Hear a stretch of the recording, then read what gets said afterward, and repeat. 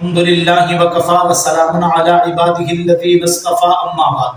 میرے دوستو، بیت الخلاء میں جانے کا سنت طریقہ کیا ہے، آج ہم اس پر گفتگو کریں گے۔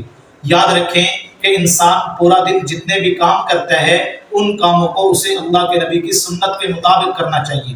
اگر ہم سنت کے مطابق وہ کام کریں گے تو یہ کام کرنا ہمارے لیے باعث ثواب بن جائے گا۔ اللہ کے نبی نے فرمایا، من احیا سنتی فقد احبنی ومن احبنی کان معی فی الجنہ۔ جس بندے نے میری سنت کے ساتھ محبت کی اس نے میرے ساتھ محبت کی، اور جو میرے ساتھ محبت کرے گا قیامت میں بھی وہ میرے ساتھ ہوگا۔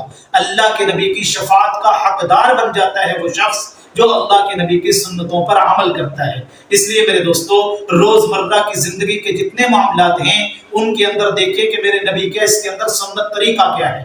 اسی طرح بیت الخلاء کے اندر جانے کا سنت طریقہ کیا ہے وہ میں آپ کو بتلاتا ہوں۔ اللہ کے نبی صلی اللہ علیہ وسلم کا سنت طریقہ یہ ہے کہ جب بھی آپ بیت الخلاء میں جائیں اپنے سر کو ڈھانپ کے جائیں اور جوتا پہن کے جائیں۔ سر کو ڈھانپ کے جانا اور جوتا پہن کے جانا یہ میرے نبی صلی اللہ علیہ وسلم کی سنت ہے۔ اللہ کے نبی سر ڈھانپ کے جاتے تھے اور جوتا پہن کے بیت الخلاء میں جاتے تھے، لیکن ہمارے ہاں بہت سارے مرد حضرات اور بہت ساری خواتین کے اندر بھی یہ بیماری ہے کہ وہ جب بھی بیت الخلاء میں جاتے ہیں وہ اپنے سر کو ڈھانپ کے بیت الخلاء میں نہیں جاتے۔ تو سر کو نہ ڈھانپ کے بیت الخلاء میں جانا یہ شرعاً درست نہیں ہے، یہ سنت کے خلاف ہے۔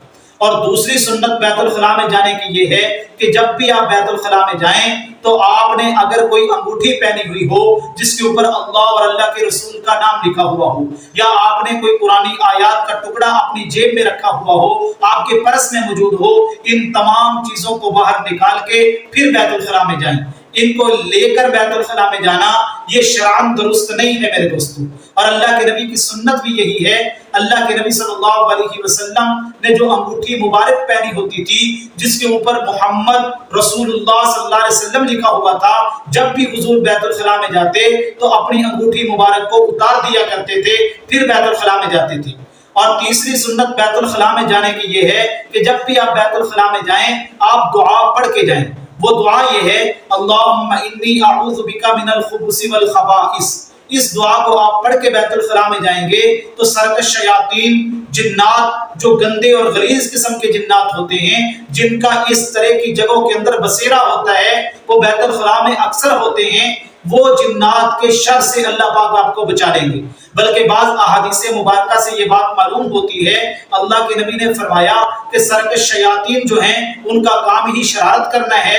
جب انسان بیت الخلاء میں دعا کے بغیر جاتا ہے تو وہ اس کی شرمگاہ سے کھیلتے ہیں، اور جو بندہ دعا پڑھ لیتا ہے اس کی شرمگاہ کے درمیان اور جنات کے درمیان اللہ پردہ ڈال دیتے ہیں، شیاطین کو اس کی شرمگاہ نظر نہیں آتی، اس لیے وہ اس کے ساتھ کوئی حرکت اور شرارت نہیں کرتے۔ تو اس لیے میرے دوستو دعا پڑھ کے بیت الخلاء میں جائیں، اور جب بیت الخلاء سے باہر نکلیں دعا پڑھ کے نکلیں، غفرانک الحمدللہ الذی اذھب عنی الاذی وعافانی۔ یہ دعا پڑھ کے پھر بیت الخلاء سے آپ باہر نکلیں۔ اور بیت الخلاء میں جانے کا سنت طریقہ یہ بھی ہے کہ جب آپ بیت الخلاء میں داخل ہوں تو بایاں پاؤں پہلے رکھیں، اور جب بیت الخلاء سے باہر نکلیں تو دایاں پاؤں پہلے رکھیں، اور اپنے دروازے کو بند کر کے میرے دوستو بیٹھیں، اپنے آپ کو چھپا کے بیٹھیں، اور قبلے کی طرف منہ کر کے نہ بیٹھیں۔ لا تستقبلوا القبلہ ولا تستدبروها۔ بیت الخلاء میں بیٹھتے وقت اس بات کا خیال رکھا جائے کہ نہ قبلے کی طرف پیٹھ ہونی چاہیے نہ قبلے کی طرف چہرہ ہونا چاہیے۔ اللہ تبارک و تعالیٰ ان باتوں پر ہمیں عمل کرنے کی توفیق عطا فرمائے۔